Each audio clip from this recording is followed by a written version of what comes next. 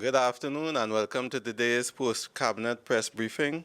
I have great pleasure to announce that today, Cabinet agreed to the reconstitution of the board of Caribbean New Media Network. The new chairman is Mr. Timothy Affonso, who previously served as the vice chairman, and the board includes Ms. Alice Borrell, who returns, Ms. Lida Ali, who returns, Ms. Jenian Polida, an accountant, and Ms. Adana Castellano-Jones, human resource manager. With that announcement, I would hand you over to the Honourable Minister of Finance, who has some announcements to make. Thank you.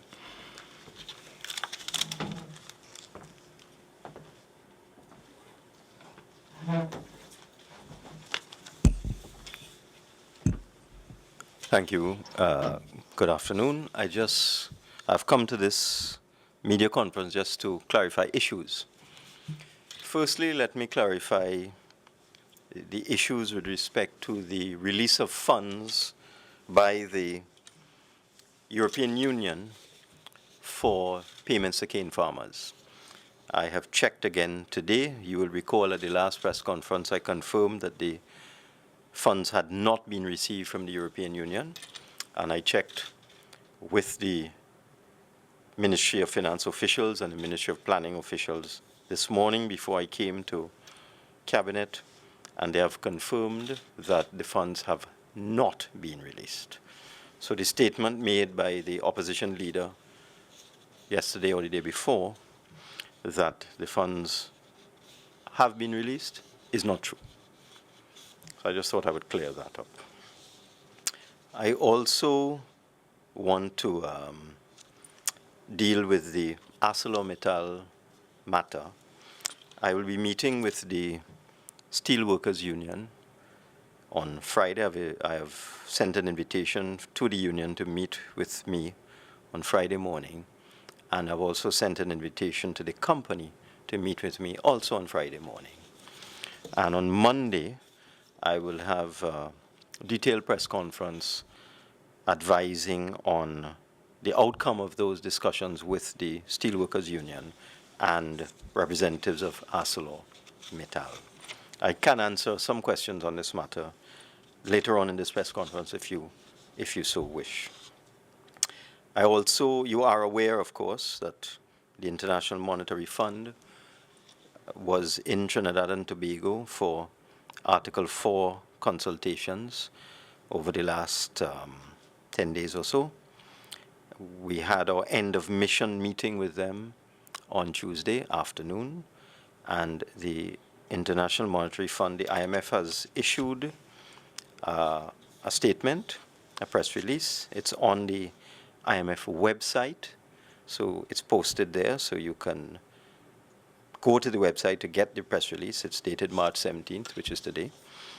And again, I'd be happy to answer any questions you might have on the statements made by the IMF with respect to their visit and in terms of what the government is doing, how they view the actions being taken by the government, and their recommendations in terms of what we in Trinidad and Tobago need to do to weather the storm created by the collapse of commodity prices. Although I saw this morning that West Texas Intermediate has gone over $40, the view is that it's too volatile at this point to take much comfort in that.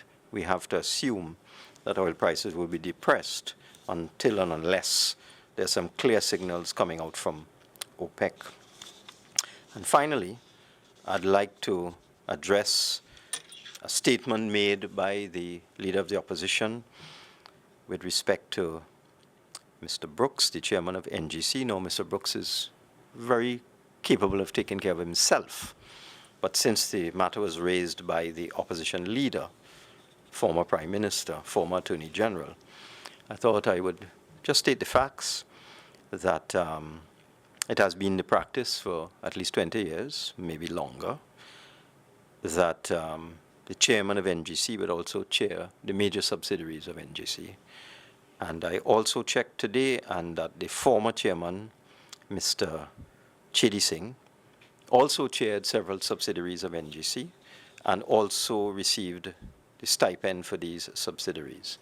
And the opposition leader, who was a former Prime Minister and former Attorney General, should know this, and therefore to give the impression that this is something new is mischievous. I would also say that this government is reviewing these arrangements to see whether it is appropriate that chairmen of boards that have subsidiaries and associated companies should also get stipends for serving on the boards of those companies, those associated companies and subsidiaries. But in the particular case of NGC, because of the condition of that company with the failed Beetham wastewater plant, the drastic reduction in revenues, the fact that the company seemed to have lost its way, getting involved in building recreation grounds and that sort of thing, that we think it's important that the new chairman, for the time being, chair the major subsidiaries until a new CEO has been recruited, which is being done using a fair and transparent process. But we are going to review this practice that has existed, as I said, for at least 20 years, that chairmen of state corporations that have subsidiaries also chair the subsidiaries. And I would now answer any questions that you may have on these matters. No questions?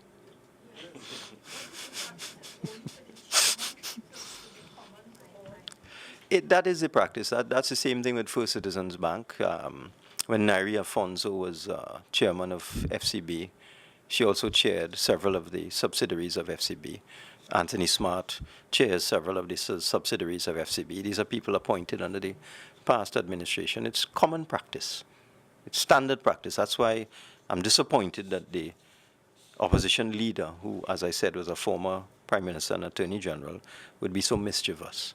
But we are reviewing it. The new government is reviewing it to see whether it's correct and proper for the chairman of these state enterprises to also chair the subsidiaries and also receive stipends for their work on these subsidiary companies. And what is the quantum of the stipend? Is her calculation correct? Or it would be I don't think so. I can't give you an exact. I heard 100,000. I'm pretty sure that's wrong. I can't give you the exact figure. Some of them would be nominee companies that would meet once a year. The stipend might be $2,000 or $3,000. Others might be more substantial subsidiaries where the stipend might be $5,000. I can't give you a total. But what I can tell you is that we think it's very important for Mr. Brooks to chair the subsidiaries of NGC, which would include Labidco, Phoenix Park, the National Energy Corporation, and so on, because of the condition that company was in. It completely lost its way, for example, with the Beetham wastewater project. But to give you a total, no, I can't give you a total. But I want to emphasize that we were reviewing this practice in the context of the modern era, should we continue this practice that has been in existence for at least 20 years. I think also, in fairness to the opposition leader, she was raising it in the context of his continued tenure at the Law Association as well. So I think that's a matter for them. That's a matter for the Law Association. But I just wanted to make the point that there's nothing new about this. You know, you could get the impression, listening to Ms. Besessa, that this is something that suddenly happened with the advent of the PNM government on September 7th, and that this was not the practice during her tenure as Prime Minister. I just wanted to clear that up. It was the practice under her tenure, and we are reviewing it as a new government to see whether it's appropriate for the chairman of one of these state enterprises to chair the subsidiaries and also receive a stipend.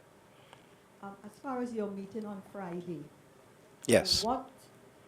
How would it be different? Would the labor minister and state workers? Mm-hmm. So your intervention is coming on the basis of what? Okay. This thing is very complicated, and that's why I'm having a press conference on Monday just to deal with it specifically. I could just deal with some preliminary matters here today. In Trinidad and Tobago, we do not have legislation similar to Chapter 11. Now, in the United States, when a company goes into Chapter 11, it continues to do business. It's excused from having to deal with past creditors and past bills and debt. It just pays its current bills. Now, when a company gets Chapter 11 protection, it allows it to keep going because it's based on its inventory, based on its sales. It's able to pay its current bills and does not have the burden of debt service or liabilities.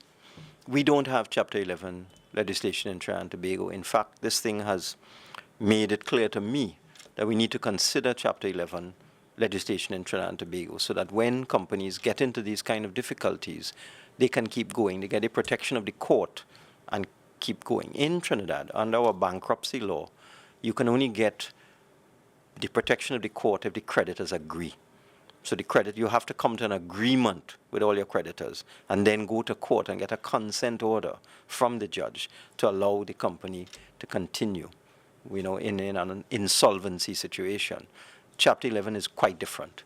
It allows companies to continue, keep their staff, keep their workers, and keep functioning while they get themselves out of difficulty. So it's something that we really need to look at, and I think this is where we need to go as a country. That's my preliminary view on this. So on Friday, I'm going to be establishing as a fact what the liabilities of Mittal are.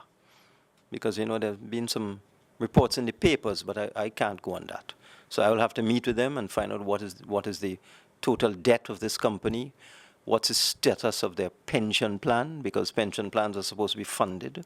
The money is supposed to be in a fund. It's supposed to be ring-fenced and protected for the benefits of the workers. So I have to get from them what's going on with their pension plan, what's going on in terms of the debt owed by the company. So that's the meeting with the company, and then meeting with the workers, of course, to find out what are their concerns. I would think they're very concerned about the pension plan. So that's a common subject of discussion I'll be having with the two entities. And what is the cost of running this company? What's the annual cost? What level of support the government has given to this company and continues to give it to it in terms of natural gas and electricity prices? What is the level of support the company requires in order to keep going? So we could look at it and make a informed decision that would be in the benefit of all concerned, the best interest of everyone concerned. So that I need to establish the facts, and I will do so on Friday, and then I'll have a press conference on Monday at 11 o'clock at the Ministry of Finance. Okay? Just to follow up on the state's question, is that fact-finding mission because the government may be giving consideration to the proposal on the table for purchase? One can't answer that question until you determine the facts. For example, one of the newspapers said that the plant is available for $1 in the headline, and then in the body said, oh, by the way, you have to absorb $1.3 billion in debt. So I need to find out what the facts are. What is it? What's really going on? That if this company was taken over, do you take on $2 billion in liabilities, for example? Do you run at a loss of $500 million a year? Who you're selling your product to? Because you have to understand, if the government takes over this company, and I'm not saying it is going to, you're going to be competing directly with ArcelorMittal outside there in the international market, where they are closing down companies all over the world. I don't know if you know, but over the last 3 years, they've closed steel mills in France, in Spain, in South Africa, in the United States. I think 3 steel mills were closed down that were owned by Mittal, more than 2,000 workers out of work in the United States and so on. So that the situation in Trinidad is not unique. They have been on a program of shutting down their plants in various countries that they deem to be unprofitable.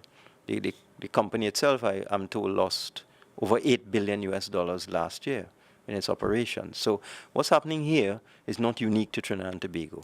They're shutting down mills all over the world and putting workers out of work all over the world. And we need to understand that.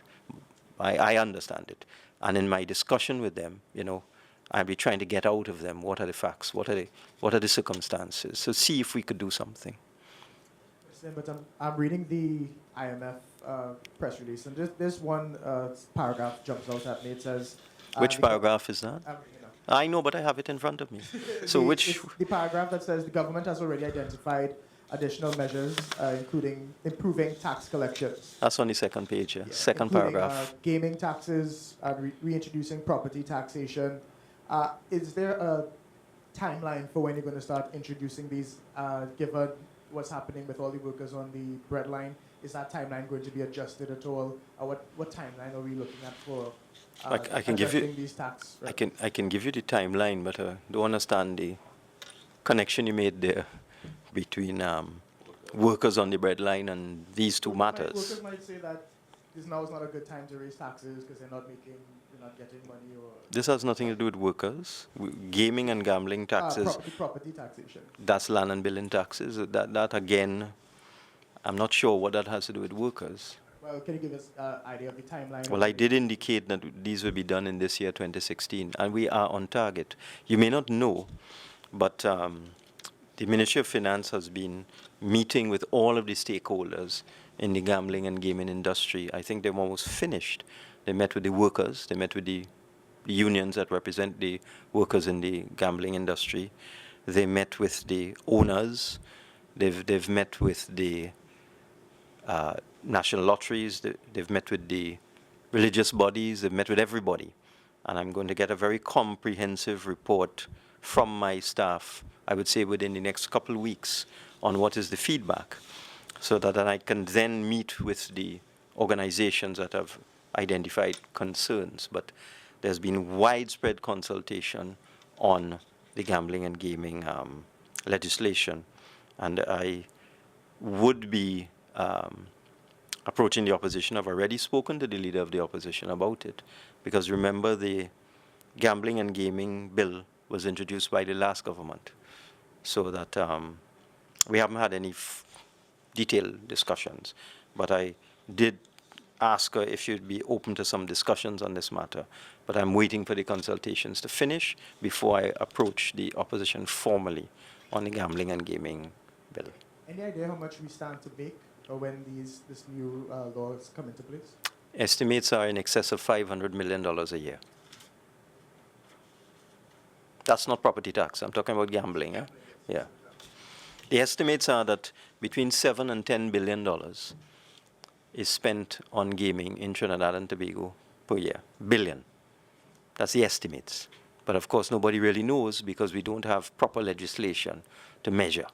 So the estimates of the revenue that could come to this would be about $500 million a year. But again, we have to put the legislation in, start measuring the output of these entities, and start collecting the tax. But these are some of the things we have to do. We have to look for new avenues to raise revenue that does not put a burden on the people at the lower end of the spectrum, because I want to make it clear, whatever measures we do, they have this burden of adjustment has to be spread across the society. It wouldn't be just one group that would be targeted. The Prime Minister said that ArcelorMittal is TNTEC's largest consumer of electricity. Uh-huh. What are the implications for TNTEC with this closure? What are the financial implications for TNTEC and for the country at large? Well, that's the support I was talking about. I didn't want to quantify it, but the government has been giving tremendous support to Mittal in terms of the cost of electricity. So it's complex. Whereas TNTEC may or may not be supplying electricity to Mittal in the near future, TNTEC may no longer have to absorb the cost of supplying electricity to Mittal. Okay, I'll talk more about that on Monday. I'll explain further what that means. Just a follow-up to that question, Minister Imbert, there are a lot of service companies, I think at the point of leases, that depend heavily, I think probably 100% on ArcelorMittal's operations to conduct their business. Yes. And the fear is that their closure could result in further job losses at that industrial estate and some other companies as well. Is that something you've considered? Well, certainly. We have to look at the whole picture. We have to look at what it costs, We have to look at the benefits. We are doing that. I have a whole team in the Ministry of Finance looking at that, looking at the benefits of the plant and looking at the cost of the plant. You have to make an economic decision. With oil at $41, I'm sure you'll agree with me. If it was $100, it might be a no-brainer. Take out $2 billion from the piggy bank and just do it. But it's not an easy decision to take $2 billion of taxpayers' money. Okay, it's not very easy. Not very easy. Okay. On a slightly separate issue, the dollar depreciated today to about $6.62 to the U.S. Uh-huh. How much will the government allow the dollar to depreciate? Because there are concerns about its impact on the price of food and so on. I wouldn't want to give you a definitive answer on that. The exchange rate is set by the central bank, and it's based on demand and supply and other economic factors. So the rate is being managed by the central bank. And the reports of a black market, Minister Ramachan MP Ramachan was talking about that. Have you looked into that at all? What I didn't want to say as usual, so I won't say as usual. What he was talking about is the rate at which the cambios sell foreign exchange. And what he did not make clear, perhaps he didn't even know, that the cambios don't get foreign exchange from the central bank. They buy foreign exchange at the selling rate. So let's say, for example, a cambio is buying US dollars today. It'll buy it at 660. And then, of course, they have to make a markup on that. So that's why the cambio rate is 680, 690, or whatever the case may be. And if you did research and you go backwards in time, you will see as far back as 2014, the cambio rate was $697 because they buy foreign exchange at the selling rate in the commercial banks, and then they put the markup on it. So to say that that's a black market is a complete misconstruction of the facts. It's not. That's how cambios operate. They buy and sell off the street. So obviously, if you're buying at 660, you have to sell at 680 or 690. Okay? They won't get their foreign exchange in a normal way. Was the issue of Miss Marlene McDonald discussed in the cabinet today? Could you just assist my poor memory? Which media house do you work for again? I work for CNC3. Okay, so you saw the program last night? I did. I think the Prime Minister addressed that matter comprehensively. No, but I'm asking, since his statement last night, whether or not the matter was raised at cabinet today, as a senior member of the cabinet. Senior, is that in age? The Prime Minister is dealing with that matter, as he said last night. Was she in cabinet? Yes.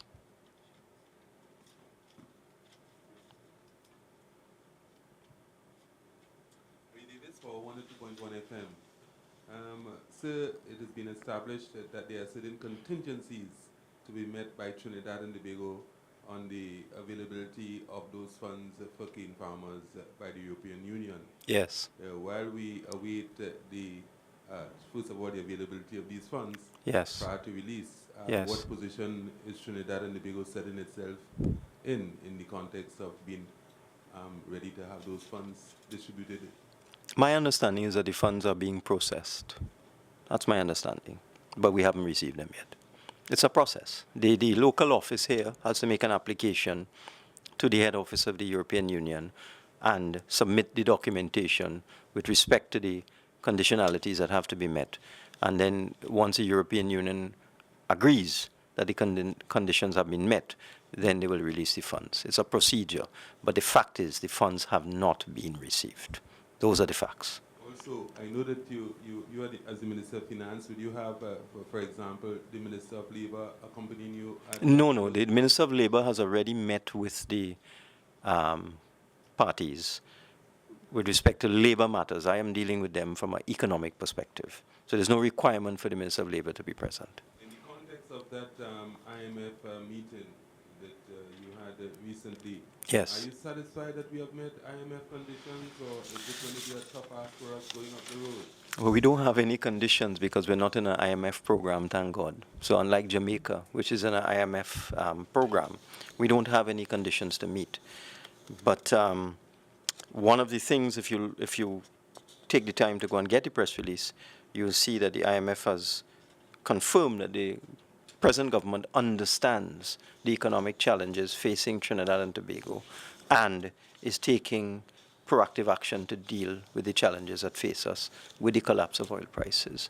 So I would say this is quite a favorable report that we got from the IMF, but I would ask you to judge for yourself. It's available on the website. Any concern about our Heritage and Stabilization Fund? No, well, you see, they speak about that. I'll give you an example. Let me read a paragraph from the press release. Despite the great challenges posed by the need to adjust to energy prices, Trinidad and Tobago still has enormous strengths, including a well-educated workforce, a stable political system, with substantial financial buffers and low, although rising, levels of public debt. Trinidad and Tobago is not in a crisis. Now, the buffers they're referring to are the Heritage and Stabilization Fund and our foreign reserves. So the IMF recognizes that we have quite a cushion. We are facing a tremendous challenge in terms of the loss of revenue, but we have buffers that will help us. So the fund is not threatened. What I would say is that because of depressed prices, the previous government and this government would not be putting any money into the fund. They didn't put any money last year. We would not be putting any this year because prices are way below. The earning from petroleum is way below what was projected. But the fund itself is fine. We had said that we're going to come to Parliament and separate the fund and have a heritage fund, which is for future generations, and a stabilization fund, which is what it's for, to stabilize the economy in times of low oil prices. I mean, I'll give you an example of Saudi Arabia. They have a huge sovereign fund with about $700 billion in it. But they've already taken $100 billion out of that. You hear the number I said? $100 billion in this fiscal year to stabilize the economy because of the shock that the low oil price is creating to the Saudi Arabian economy. Because similar to Trinidad, they have a social safety net and a lot of programs in that country that require funding. And the oil price is insufficient to allow Saudi Arabia to fund its programs. And their budget is about $250 billion, of which they're taking $100 billion out of their sovereign fund. That's what it's for. It's there in times of crisis or in times of challenge. But you have to be careful how you manage it. You've got to be careful. You can't just exhaust the stabilization fund because we don't know where commodity prices will be going in the future. We just have to be very prudent in the way we utilize this fund. Okay? Where are we though in terms of the legislation to separate that fund? That is going to be done this year. I am programming maybe about June for that. A question to Minister Cuffie. The newly appointed acting CEO of CNMG, Yes. Mr. Rogers, said the company needed about $50 million, but it was not explained what that money was for. Can you explain? Is it for upgrade of equipment? And why does CNMG need so much money? Well, I don't think he was speaking on behalf of the board, which will determine CNMG's capital expenditure needs. I think he was having a private meeting with his staff and he speculated. Yeah, but how much money does CNMG need? Is that something that's regarding to the state enterprise. The whole issue of CNMG and its operations is now before the Committee on State Enterprises. And in fact, a plan has gone forward to them. They are looking at it, and we'll wait until they comment on it and it comes back to Cabinet before we can talk more about CNMG. Now that there's a new chairman of the board, will Mr. Rogers' position now be considered permanent?